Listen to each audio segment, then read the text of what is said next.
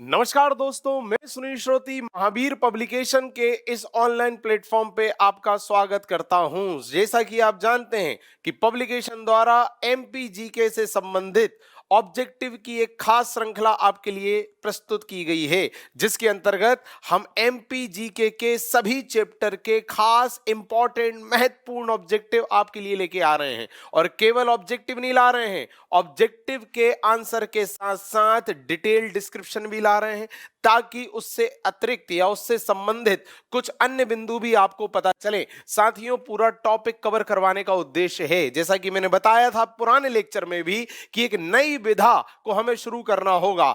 किस नई विधा को? जिसके अंतर्गत आपको परंपरागत थ्योरी पढ़ने वाली विधा से छुटकारा मिल जाए और आप ऑब्जेक्टिव इस तरह सॉल्व करें कि आपके टॉपिक, आपका चैप्टर वहीं तैयार हो जाए, अतिरिक्त किसी थ्योरेटिकल पार्ट को पढ़ने की जरूरत ना पड़े। इसके लिए जरूरी है हर क्वेश्चन के नीचे दी गई व्याख्या का महत्व है। साथियों, बार बार बोलता हूं कि ऑब्जेक्टिव के नीचे दी गई व्याख्या किस स्तर की है, व्याख्या किस प्रकृति की है। यदि व्याख्या सटीक है, स्पष्ट है, तो आपका टॉपिक उस प्रश्न से संबंधित वहीं तैयार हो जाएगा। पर यदि व्याख्या अनावश्यक है, अनर्गल है, फोकट की थ्योरी उसमें भरी पड़ी है, तो आपका चैप्टर या टॉपिक तो तैयार नहीं होगा, उल्टा आप कंफ्यूज हो जाएंगे।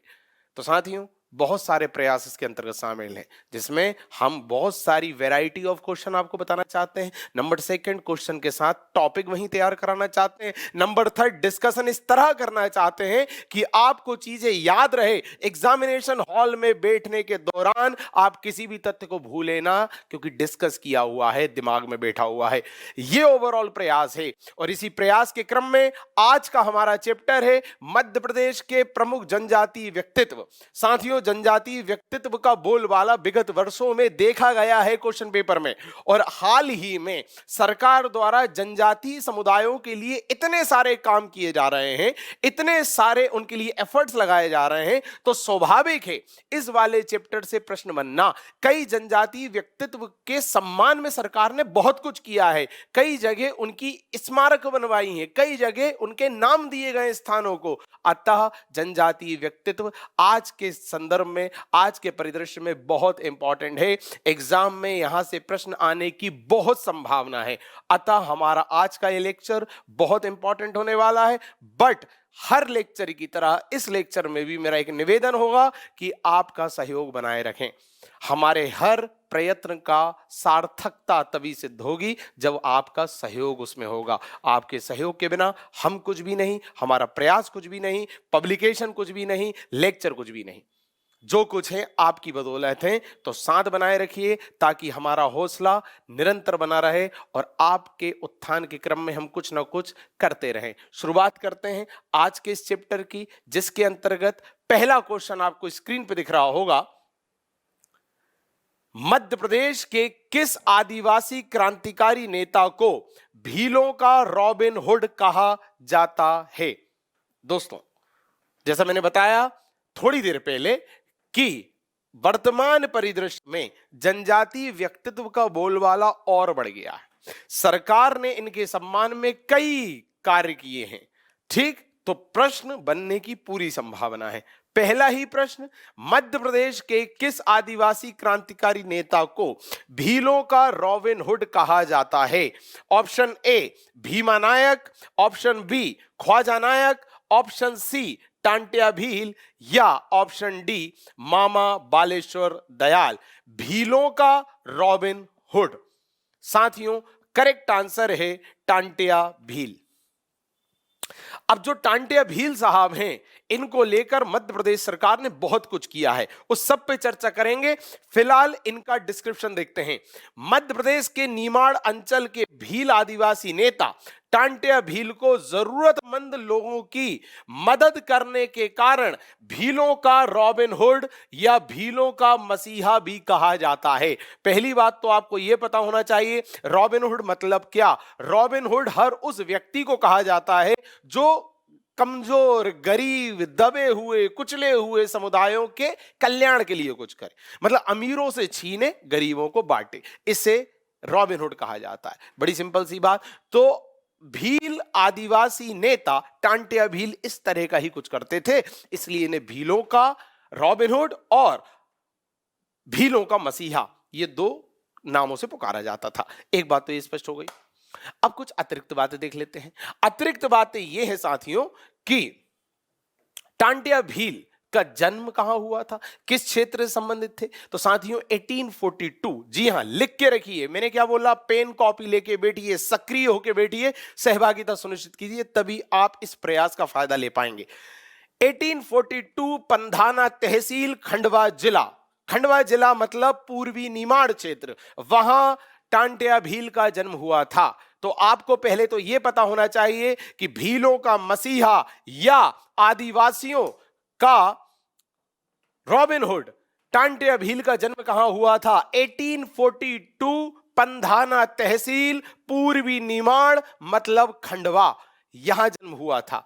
एक बात यह पता होनी चाहिए। दूसरी बात साथियों, वर्तमान में मध्य प्रदेश के मुख्यमंत्री शिवराज सिंह चौहान जी ने इनके लिए कई सारे आयोजन किए, कई स्मारक इनके बनवाए, कई स्थानों को इनके नाम दिए। उन्हीं में से एक स्थान है इंदौर का भंवरकुआं चौराहा, जिसका नाम टांटिया भील के नाम पर रख दिया गया है। यहां पे इनकी एक स्मारक भी बनवाई गई है, यह भी आपको पता होना चाहिए। ठीक, इसके अलावा और सुनिए, इंदौर के पाताल पानी क्षेत्र में इनका समाधि स्थल है, यह भी आपको पता होना चाहिए। क्लियर है। तो ये थे अतिरिक्त और जरूरी तथ्य टांटिया भील को लेकर। और एक बार अभी पिछले एग्जाम में यदि आप देखें तो एमपीपीएससी प्रीलिम्स में पूछा जा चुका है कि टांटिया भील का वास्तविक नाम क्या था। तो ऑप्शन थे तांत्या, टाटिया, इस तरह के खूब सारे ऑप्शन थे। तो तांत्या या तात्या उनका नाम था, अंग्रेज उनका नाम नहीं ले पाते थे, इसलिए वो टांटिया कहा करते थे। चलिए, ये सारे थे अतिरिक्त तथ्य टांटिया भील से संबंधित। अगला क्वेश्चन देखें, भील आदिवासी क्रांतिकारी नेता टांटिया भील का जन्म कहां हुआ था। देखिए, ये वाली बात मैं आपको बता चुका हूं। यही हम कहते हैं, यही हम आपको स्पष्ट करते हैं कि एक प्रश्न की व्याख्या इस तरह की हो कि दूसरे प्रश्न का उत्तर आपको मिल जाए। और मैं बार बार दोस्तों आपसे कह रहा हूं कि हमारी व्याख्या का महत्व है। इस बुकलेट की व्याख्या इस तरह की है कि आगामी कई प्रश्नों के उत्तर आपको मिलने वाले हैं। तो व्याख्या के माध्यम से आपका पूरा टॉपिक तैयार हो जाएगा। टांटिया भील के संबंध में हमने जितनी भी व्याख्या पढ़ी, जितनी भी चीजें देखी, सारी बातें अगले क्वेश्चन को कवर कर रही हैं। 4-5 बातें देखी, क्या क्या देखा हमने। 1842 पंधाना तहसील, पूर्वी निमाड़ मतलब खंडवा। दूसरा, पाताल पानी में समाधि स्थली है। तीसरा, भंवरकुआं चौराहे का नाम इनके नाम पे रख दिया गया है। ये सब आपको पता होना चाहिए। अगला क्वेश्चन देखेंगे, टांटिया भील ने कितने वर्ष की अवस्था में अंग्रेजी हुकूमत को चुनौती देते हुए अपने क्षेत्र से ब्रिटिश सत्ता को उखाड़ फेंकने का बीड़ा उठाया। तो साथियों, ऑप्शन ए 15 वर्ष, ऑप्शन बी 20 वर्ष, ऑप्शन सी 25 वर्ष और ऑप्शन डी 30 वर्ष। तो करेक्ट आंसर है 15 वर्ष। दोस्तों, टांटिया भील ने 1857 की क्रांति के दौरान अंग्रेजों को अपने क्षेत्र से उखाड़ फेंका। उस समय इनकी उम्र थी 15 वर्ष। क्वेश्चन घुमा के यह भी पूछा जा सकता है कि टांटिया भील जिस वक्त सक्रिय हुए क्रांतिकारी गतिविधियों में, उस वक्त उनकी उम्र क्या थी। तो 15 वर्ष की उम्र थी, पता होना चाहिए। अगला क्वेश्चन, ब्रिटिश पुलिस ने टांटिया भील को कब गिरफ्तार किया था। Question mark. A 1874, B 1884, C 1886 या डी 1888 मतलब 1886 या 1888। तो करेक्ट आंसर है डी मतलब 1888। 1888 में अंग्रेजों ने टांटिया भील को गिरफ्तार कर लिया था। ये सारी बातें आपको पता होनी चाहिए। पर दोस्तों, जैसा मैंने कहा, व्याख्या का महत्व है, तो यहां भी हम व्याख्या की बात करेंगे। ब्रिटिश ने टांटिया भील को 1888 में रक्षाबंधन के पर्व पर उस समय छल से गिरफ्तार किया था जब वे अपनी बहन सुरेखा से राखी बंधवा रहे थे। और 1889 में टांटिया भील को राजद्रोह का मुकदमा चलाकर फांसी की सजा दे दी गई थी। क्वेश्चन आएगा वह कौन सा क्रांतिकारी था जिसे अंग्रेजों ने रक्षाबंधन के दौरान बहन से राखी बंधवाने के दौरान गिरफ्तार कर लिया था? टांटिया भील। टांटिया भील की बहन का नाम भी पता होना चाहिए, सुरेखा। और 1888 में तो गिरफ्तार किया, पर फांसी कब दी गई? 1889 में फांसी दी गई, यह भी पता होना चाहिए। साथियों, टांटिया भील से संबंधित कुल 3 वर्ष हमने देखे। एक देखा 1842 जब इनका जन्म हुआ था, दूसरा हमने देखा 1888 जब ये गिरफ्त में आए थे, और तीसरा हमने देखा 1889 जब इन्हें फांसी दी गई थी। और ये किस उम्र में अंग्रेजों के खिलाफ सक्रिय हुए थे? तो उम्र थी 15 वर्ष। अगला क्वेश्चन, मध्य प्रदेश की कौन सी जेल का नाम टांटिया भील की स्मृति में रखा गया? Option A Khandwa, option B Khargone, option C Betul, या ऑप्शन डी झाबुआ। तो साथियों, टांटिया भील जो हैं उनकी स्मृति में खंडवा जेल का नाम उनके नाम पर रखा गया। तो option A is the correct answer. आइए इसका डिस्क्रिप्शन देख लेते हैं। आदिवासी क्रांतिकारी नेता टांटिया भील की स्मृति में खंडवा की केंद्रीय जेल का नाम टांटिया भील केंद्रीय जेल खंडवा रखा गया। ठीक, क्योंकि वर्ष 1889 में खंडवा की जेल में टांटिया भील को फांसी दी गई थी। जी हां, खंडवा जेल में ही फांसी दी गई थी। यही कारण है कि उनकी स्मृति में, उनके सम्मान में उस जेल, उस जगह का नाम उनकी शहादत को याद करने के क्रम में उनके नाम पर रखा गया। कितने सारे फैक्ट देख लिए दोस्तों टांटिया भील से संबंधित हमने। अब हम अगले क्रांतिकारी की ओर रुख करने वाले हैं, पर मैं आपको एक बार याद दिलाना चाहता हूं कि हमने कितने डायमेंशन कवर करे, तब आप महत्व समझ पाएंगे इस पुस्तक का जिससे मैं आपको पढ़ा रहा हूं, महावीर पब्लिकेशन की एमपीजीके की ऑब्जेक्टिव की पुस्तक। साथियों, महत्व जैसा कि मैं बार बार स्पष्ट करता हूं कि डायमेंशन सारे कवर हो रहे हैं, व्याख्या सटीक दी हुई है, व्याख्या के माध्यम से आप पूरे टॉपिक को वहीं तैयार कर ले रहे हैं। व्याख्या इस तरह की है कि आने वाले सभी प्रश्नों के उत्तर वहीं मिल जा रहे हैं। देखिए कितने डायमेंशन हमने कवर करे। पहला हमने कवर किया कि जन्म कब कहां हुआ, दूसरा हमने कवर किया इनका उपनाम क्या है, उपनाम है मसीहा या रॉबिनहुड, भीलों का रॉबिनहुड। तीसरा हमने देखा कि किस उम्र में ये सक्रिय हुए क्रांतिकारी गतिविधियों में, तो 15 वर्ष की उम्र में। चौथा हमने देखा कि किस वर्ष पकड़े गए, 1888 में। पांचवा हमने व्याख्या में देखा किस दौरान पकड़े गए, तो रक्षाबंधन के दौरान राखी बंधवाते हुए बहन सुरेखा से। छठवां हमने देखा कब फांसी दी गई, तो 1889 में। सातवां हमने देखा कि जब फांसी दी गई तो वो किस जेल में दी गई और किस जेल का नाम उनके नाम पर रखा गया, तो खंडवा जेल। साथियों, 7 से 8 पॉइंट, 7 से 8 ऑब्जेक्टिव टांटिया भील से संबंधित आपके तैयार हुए। उसके अलावा और मैंने कुछ कुछ बताया था। पाताल पानी में इनका समाधि स्थल है, ये 9वां पॉइंट। 10वां मैंने बताया था कि भंवर कुआं चौराहे का नाम टांटिया भील के नाम पर रख दिया गया, 10वां पॉइंट। तो 10 से 11 पॉइंट एक क्रांतिकारी से संबंधित आपको पता चल गए। क्लियर? अब क्या ही बचा, अब क्या ही पूछेगा पीएससी या पीईवी या कोई भी सरकारी एग्जाम कराने वाली एजेंसी, क्या ही पूछ लेगी। एक क्रांतिकारी से संबंधित लगभग 10 से 12 फैक्ट आपको पता चल रहा है, मतलब आपका पूरा एक, जैसा मैं कह रहा हूं, टॉपिक तैयार हो रहा है। और क्या चाहिए? ठीक, अगले क्वेश्चन की ओर रुख करते हैं। अगला क्वेश्चन है कि मध्य प्रदेश का वह क्रांतिकारी नेता जिसने निमाड़ अंचल के बीजासेन घाट पर ब्रिटिश सरकार की 60 अफीम से भरी गाड़ियों को लूटा था। जी हां, शानदार प्रश्न, गतिविधियों से संबंधित प्रश्न है कि फलानी गतिविधि किसने की थी, और वो गतिविधि क्या थी? गतिविधि थी कि बीजासेन घाट पर ब्रिटिश सरकार की कुल 60 अफीम से भरी गाड़ियों को एक क्रांतिकारी नेता ने लूट लिया था, पकड़ लिया था। क्या नाम है उस क्रांतिकारी का?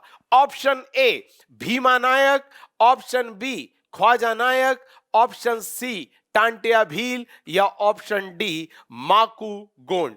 तो दोस्तों, करेक्ट आंसर है Khwaja Naik. B is the correct answer. देखिए व्याख्या देखते हैं। मध्य प्रदेश के आदिवासी क्रांतिकारी नेता ख्वाजा नायक ने भीली टोलियों के साथ, इससे एक बात और स्पष्ट हो गई कि किस समुदाय के नेता थे, भीली समुदाय के नेता थे, भील जनजाति के नेता थे। ओके, भीली टोलियों के साथ मिलकर 1857 की क्रांति के समय निमाड़ अंचल में बिजासन घाट पर टेलीफोन के खंभे गिराकर ब्रिटिश सरकार की इंदौर से बंबई जा रही 60 अफीम से भरी बैलगाड़ियों को लूटा था। क्लियर? तो ख्वाजा नायक ने भीली समुदाय के साथ मिलकर यह सब किया था। अगला क्वेश्चन, तो कहां जा रही थी वो गाड़ी? इंदौर से बंबई जा रही थी, यह भी पता होना चाहिए। अगला देखते हैं, ब्रिटिश सेना और ख्वाजा नायक के नेतृत्व में भीली दल के बीच मुठभेड़ किस स्थान पर हुई? जो ख्वाजा नायक भील समुदाय के नेता अंग्रेजों से लोहा ले रहे थे, किस स्थान पर? ए अंबा पानी, बी बड़वानी, सी सिलावद या डी सेंधवा? दोस्तों करेक्ट आंसर है अंबा पानी या आमल्या पानी। Correct answer is a. और कब की घटना है? 11 अप्रैल 1858 की घटना है। देखिए थ्योरी रीड करते हैं। 11 अप्रैल 1858 को बड़वानी सिलावद मार्ग के बीच स्थित अंबा पानी मतलब आमल्या पानी गांव में अंग्रेजी सेना और भीली दल के बीच भीषण मुठभेड़ हुई, जिसमें ख्वाजा नायक का पुत्र दौलत सिंह शहीद भी हुआ और भील पराजित हुए। साथियों स्थान भी इंपॉर्टेंट है और यह भी इंपॉर्टेंट है कि किस डेट में हुआ, और यह भी इंपॉर्टेंट है कि किस व्यक्ति की शहादत हुई। साथियों ख्वाजा नायक के पुत्र थे दौलत सिंह, वो शहीद हुए। तो दौलत सिंह का संबंध किस समुदाय से है? भीली समुदाय से है। दौलत सिंह कौन है? दौलत सिंह ख्वाजा नायक के पुत्र थे। दौलत सिंह कब शहीद हुए? तो अंग्रेजों से मुठभेड़ के दौरान 11 अप्रैल 1858 को अंबापानी क्षेत्र में शहीद हुए। पता होना चाहिए। अगला प्रश्न, आदिवासी क्रांतिकारी नेता ख्वाजा नायक को किस ब्रिटिश अधिकारी ने गिरफ्तार किया था?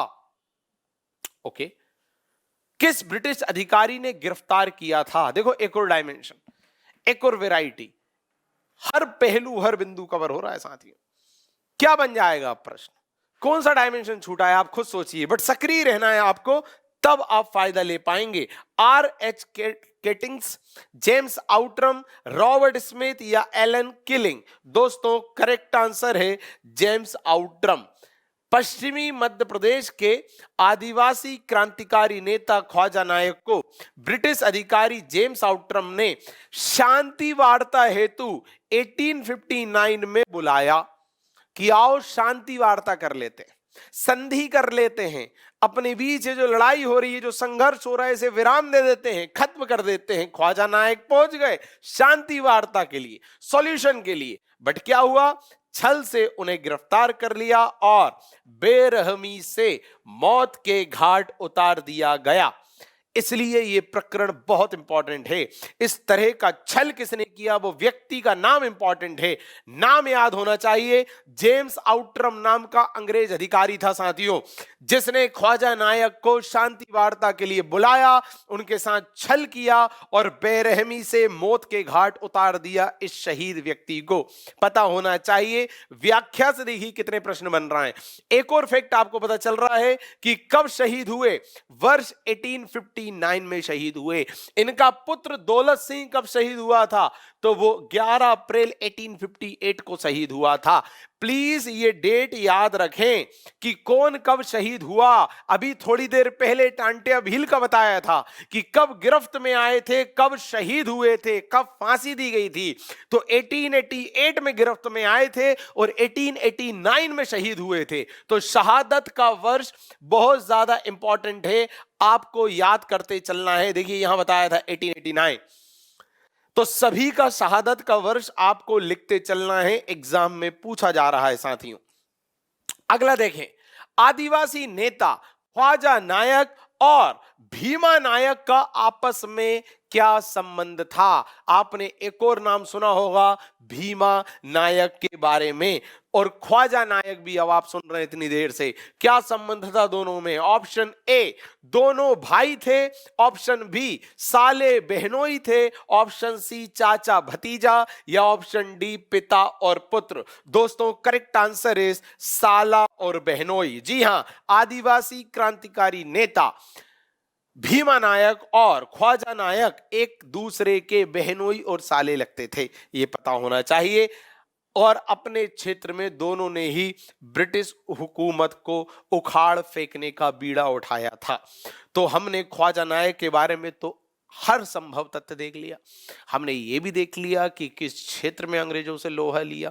हमने ये भी देखा कि किस डेट पे लोहा लिया। हमने ये भी देखा कि इनके पुत्र का नाम क्या था। हमने ये भी देखा कि इनके पुत्र कब शहीद हुए। हमने ये भी देखा कि ये स्वयं कब शहीद हुए। और हमने ये भी देखा कि इनके साथ छल किस अंग्रेज अधिकारी ने किया। ये सब डायमेंशन हमने देख लिए साथियों। और ये भी हम चर्चा कर रहे थे कि किस समुदाय का नेतृत्व कर रहे हैं। ये सारे डायमेंशन कंप्लीट। अगले नेता की ओर जाते हैं, भीमा नायक। तो भीमा नायक जी से संबंधित कुछ तथ्य देखेंगे। देखिए, टांटिया भील से संबंधित हमने 5 से 7 नहीं बल्कि 10-11 डायमेंशन देखे थे। फिर हमने ख्वाजा नायक से संबंधित 5-6 डायमेंशन देख लिए। अब आ रहे हैं भीमा नायक पे। आप बताइए, कोई पहलू कोई बिंदु छूटने की संभावना है? नहीं है, बस साथ बनाए रखिए। क्वेश्चन है, आदिवासी क्रांतिकारी नेता भीमा नायक का जन्म कहां हुआ था? ए, पंचमोहली। बी, सेंधवा। सी, पलासमेर। या डी, सिलावद। तो दोस्तों करेक्ट आंसर है ए, पंचमोहली। पंचमोहली में इनका जन्म हुआ था।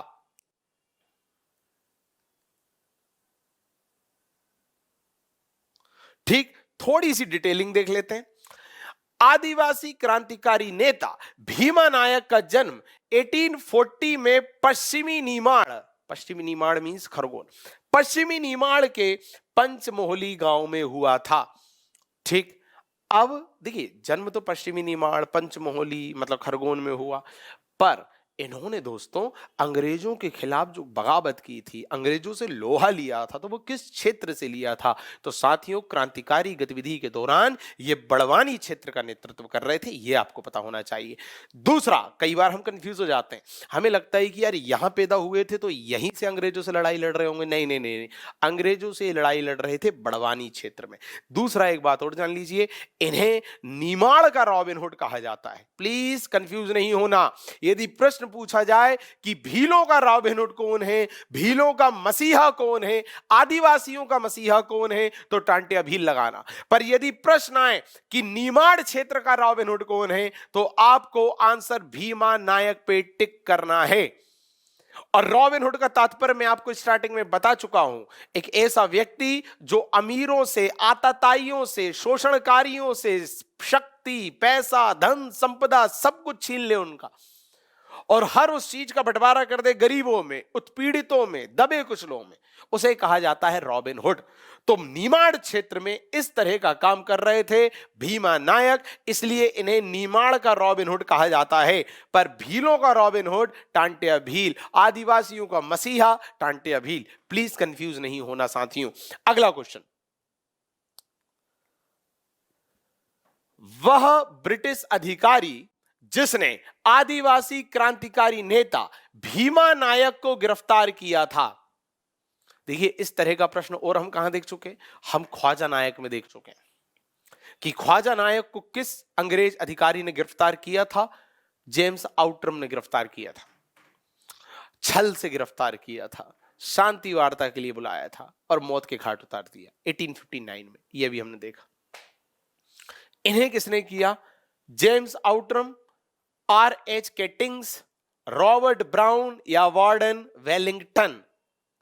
दोस्तों, ब्रिटिश अधिकारी R.H. केटिंग्स ने अपनी ब्रिटिश पुलिस की सहायता से 2 अप्रैल 1868 को भीमा नायक को सतपुड़ा के जंगलों में झोपड़ी में सोते समय गिरफ्तार किया था, राजद्रोह का मुकदमा चलाया और सजाए काला पानी, जी हां, पोर्ट ब्लेयर भेज दिया था। पोर्ट ब्लेयर में इन्हें काला पानी की सजा दी थी। ठीक, क्या नाम है अंग्रेज अधिकारी का? R.H. केटिंग्स। दूसरा तथ्य, कब गिरफ्तार किया? 2 अप्रैल 1868। तीसरा, कहां से गिरफ्तार किया? तो सतपुड़ा के घने जंगलों से गिरफ्तार किया। चौथा, मुकदमा चलाकर कहां भेजा? तो सजाए काला पानी के तहत पोर्ट ब्लेयर भेजा। साथियों, हर क्रांतिकारी की डेट प्लीज याद कर लेना कि किस क्रांतिकारी को कब गिरफ्त में लिया गया, कब मौत के घाट उतारा गया, कब शहीद किया गया। मैं बार बार दोहरा रहा हूं, टांटिया भील 1888 में गिरफ्तार हुए, 1889 में फांसी हुई।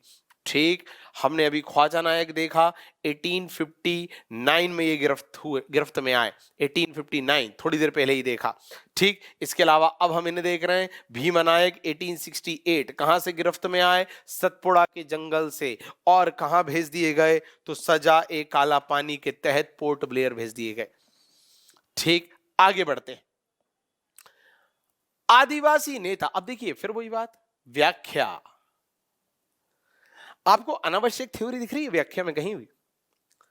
3 लाइन से बड़ी व्याख्या नहीं है, 3 लाइन से बड़ी। आप कोई भी व्याख्या देख लीजिए, 1 2 3 1 2 3 1 2 1 2 3, इतनी लाइन की ही व्याख्या मिलेंगी बस।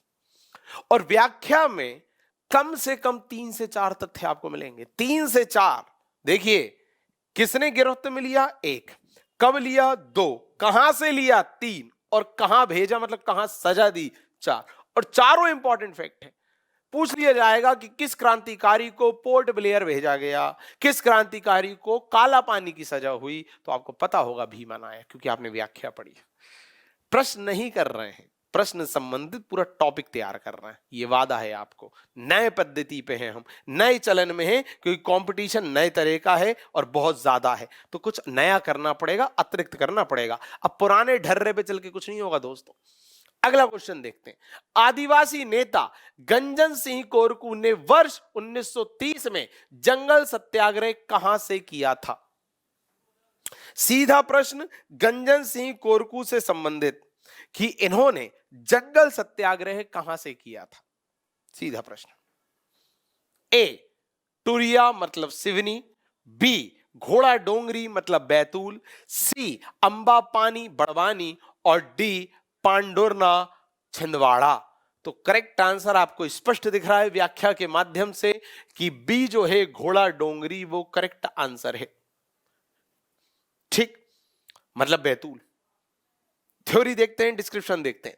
आदिवासी नेता गंजन सिंह कोरकू के नेतृत्व में आदिवासियों ने अपने वन अधिकारों को लेकर 1930 में जंगल सत्याग्रह बैतूल जिले के घोड़ा डोंगरी के जंगल से शुरू किया। कब किया यह भी पता चल गया, 1930। कहां से किया? बैतूल के घोड़ा डोंगरी से किया, यह भी पता चल गया। किसके नेतृत्व में किया? गंजन सिंह कोरकू के नेतृत्व में किया, चौथा। और पांचवा कि किस विषय को लेकर किया? तो जंगल कानून को लेकर किया, जंगल सत्याग्रह। दोस्तों, थोड़ा सा जंगल सत्याग्रह के बारे में सुन लीजिए। देखिए, हुआ क्या था, भारत में महात्मा गांधी द्वारा सविनय अवज्ञा आंदोलन शुरू किया गया था। सविनय अवज्ञा आंदोलन को ही दांडी आंदोलन, दांडी यात्रा या नमक कानून तोड़ो आंदोलन भी कहते हैं, सिविल डिसोबीडियंट मूवमेंट भी कहते हैं। कब किया था महात्मा गांधी ने चालू? 12 मार्च 1930 को चालू किया था।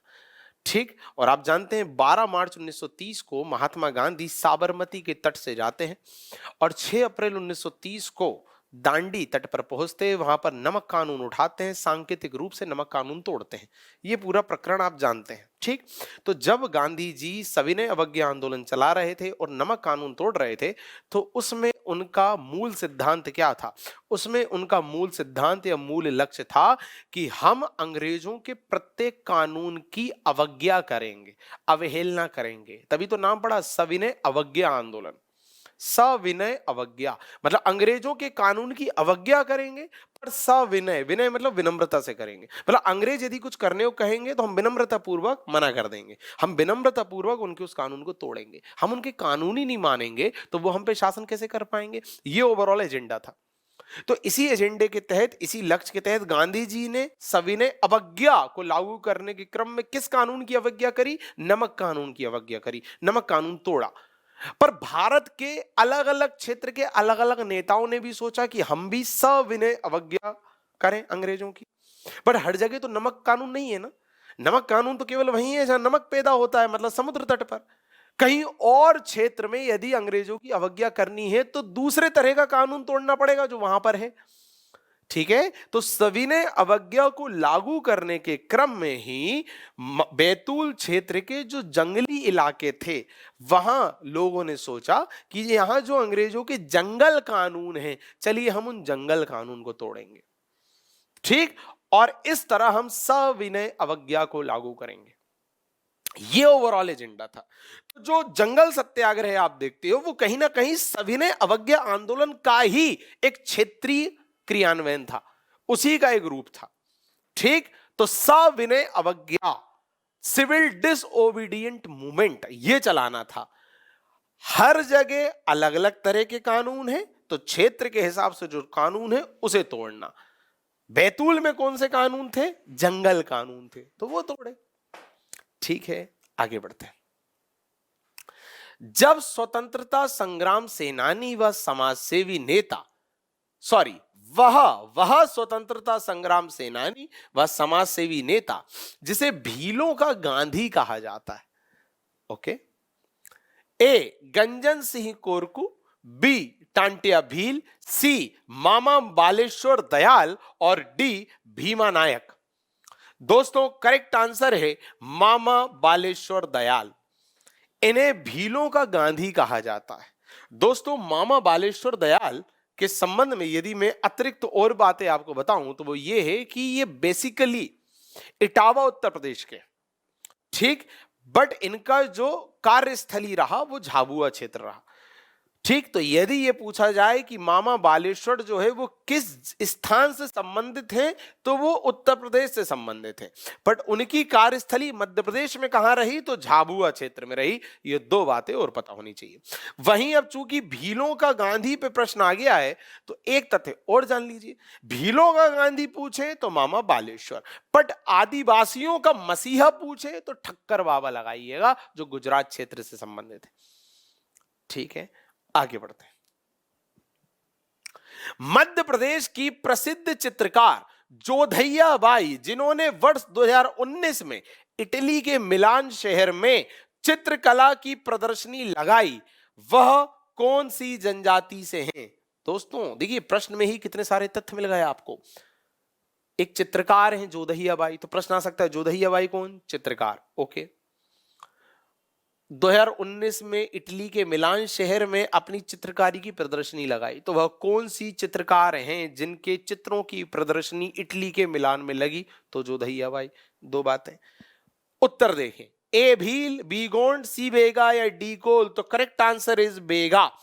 बेगा जनजाति से संबंधित हैं जोधैया बाई, जिनकी चित्रकारी इटली के मिलान शहर में प्रदर्शित की गई थी। व्याख्या देखते हैं। मध्य प्रदेश के उमरिया जिले की बेगा जनजाति की महिला आदिवासी चित्रकार जोधैया बाई ने 2019 में इटली के मिलान शहर में अपनी चित्रकला की प्रदर्शनी लगाई। तो देखो कितने सारे फैक्ट मिल गए। किस क्षेत्र से संबंधित हैं जोधैया बाई? तो उमरिया से संबंधित है, ये भी आ सकता है। और सुनना है तो और सुन लीजिए। जोधैया बाई को हाल ही में पद्मश्री पुरस्कार भी मिला। कब? 2023 में। यह भी पता होना चाहिए कि 2023 में पद्मश्री पुरस्कार से सम्मानित चित्रकार आदिवासी महिला, तो आप लगाइएगा जोधैया बाई। किस समुदाय की? बेगा। कहां से हैं? उमरिया से हैं। कहां लगी इनकी पेंटिंग? 2019 में इटली के मिलान में लगी थी। ठीक, आगे बढ़ते हैं। मध्य प्रदेश के आदिवासी शिल्पकार पेमा फाल्या कौन सी शिल्पकला के लिए चर्चित हैं? तो दोस्तों ए पिथौरा, बी छीपा, सी भीली गुड़िया शिल्पकला या डी भरेवा शिल्पकला। तो करेक्ट आंसर है पिथौरा शिल्पकला। पिथौरा शिल्पकला से संबंधित है।